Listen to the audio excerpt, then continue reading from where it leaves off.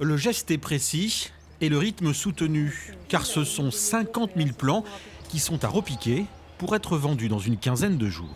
Ça consiste à prendre le plant qui est déjà à un stade plus grandissant que le semis, qui est plus grand, qui est au stade phase 2.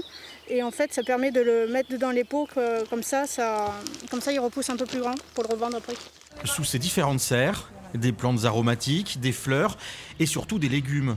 Ici par exemple, une trentaine de variétés de tomates. Nous avons des tomates jaunes, des tomates oranges, des tomates de plusieurs couleurs, des variétés anciennes, mais aussi des variétés que les clients aiment bien retrouver, style la Marmande, Montfavet, Saint-Pierre, qui sont des variétés que les anciens jardiniers utilisent beaucoup.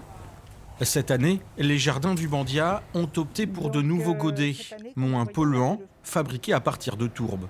Donc pour nous, c'est une expérience, car on utilise énormément de plastique dans le maraîchage et on voudrait vraiment limiter cette utilisation-là.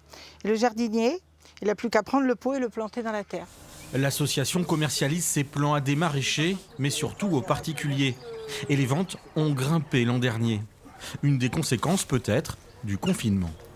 On a à peu près augmenté notre chiffre d'affaires de vente de plants d'à peu près 20% par rapport à l'année 2019. Je pense que les gens étaient confinés, il faisait beau, donc les gens ont eu envie de s'occuper et de planter, de beaucoup planter. On se retrouve cette année un peu avec le même phénomène.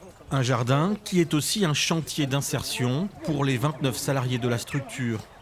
Et les résultats pour leur retour à une vie professionnelle sont plutôt bons. Il y a 74% des personnes qui rentrent sur le chantier qui sortent ou en formation qualifiante ou en CDD de plus de 6 mois ou sur des CDI, ça arrive. Avis aux jardiniers, les ventes en direct débuteront à partir du 13 avril prochain.